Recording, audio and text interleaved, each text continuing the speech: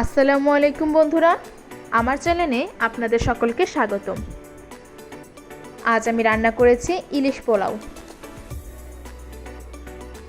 এই রেসিপিটা বানানো অনেক সহজ। আশা করছি আপনাদের সকলের রেসিপিটা অনেক ভালো লাগবে। সবাইকে শুভেচ্ছা জানিয়ে শুরু করছি আমার আজকের এই রেসিপি। এই রেসিপির জন্য আমি এখানে নিয়ে নিয়েছি 9 পিস ইলিশ মাছ। এখন এর মধ্যে দিয়ে দিচ্ছি লবণ দিয়ে এখন একটু মাখিয়ে নেব মাছগুলোকে।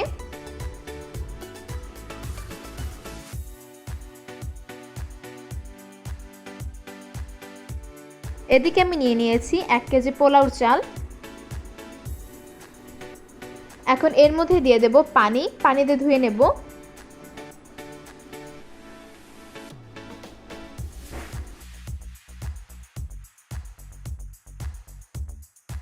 এবার একটা প্যানে দিয়ে দিচ্ছি সয়াবিন তেল। এর মধ্যে দিয়ে দিব পেঁয়াজ বাটা। এখন পেঁয়াজ বাটাটাকে একটু কষিয়ে নিতে হবে।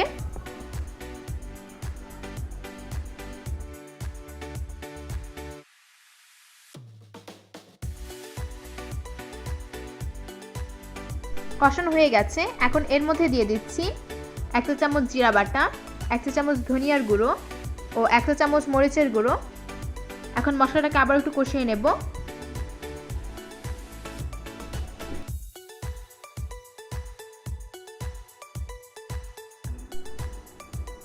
মশলাটা কষানো হয়ে গেছে। এখন এর মধ্যে দিয়ে দেব একটু পানি। এখন মশলাটাকে আবার একটু কষিয়ে নেব।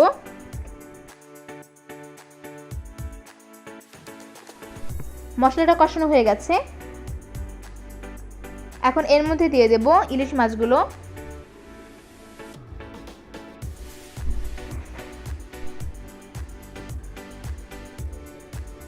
মাছগুলোকে একটু নেড়ে চেড়ে 1 মিনিটের জন্য অল্প আঁচে রান্না করে নিতে হবে।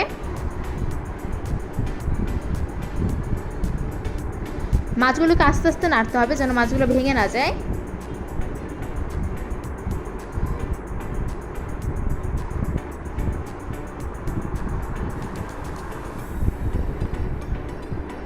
এখন মাছগুলোকে উল্টিয়ে দেব, আস্তে আস্তে উল্টাবো।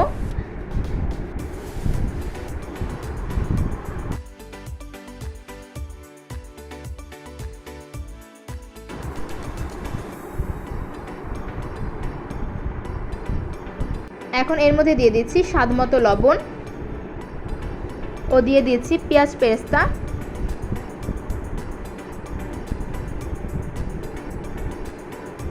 এখন আরো 2 মিনিটের জন্য রান্না করে নেব। মাছগুলো রান্না হয়ে গেছে। এখন এক এক করে মাছগুলো উঠিয়ে নেব।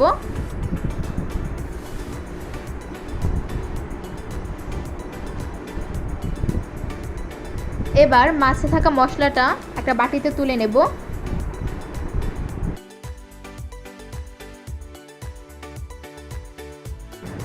এখন একটা বাটিতে দিয়ে দিয়েছি পেঁয়াজ কুচি ও সয়াবিন তেল।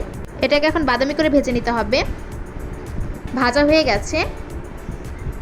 এর মধ্যে এখন দিয়ে দিচ্ছি পোলাও চালগুলো।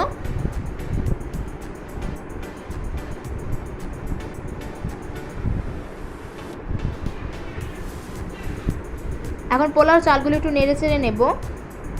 এখন এর মধ্যে দিয়ে দিচ্ছি ইলিশের মশলাটা। এখন সময় নিয়ে অল্প আঁচে আস্তে আস্তে পোলাওটাকে নাড়তে হবে। চালটাকে একদম ভাজা ভাজা করে নেব।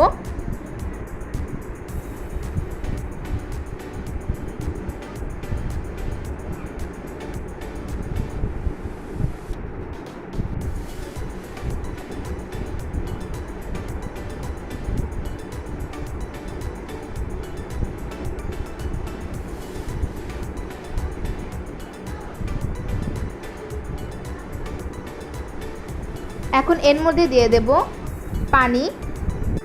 এখানে 4 কাপ পোলাওর জন্য 8 কাপ পানি নেব। অবশ্যই গরম পানি দিতে হবে। এখন দিয়ে দিচ্ছি স্বাদমতো লবণ ও 1 চা চামচ রসুন বাটা। দেখুন বন্ধুরা, আমার পোলাওটা রান্না হয়ে গেছে। এখন উপর থেকে কিছু পোলাও উঠিয়ে নিচ্ছি একটা প্লেটে।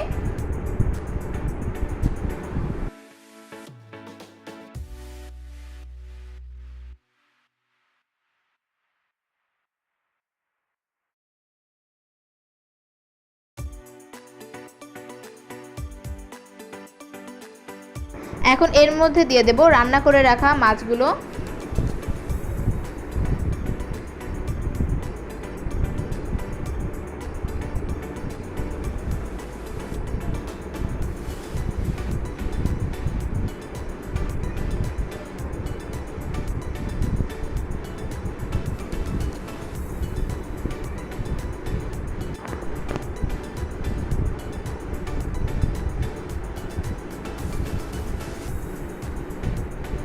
এখন উঠিয়ে রাখা পোলাওগুলো মাছের উপর দিয়ে দেব।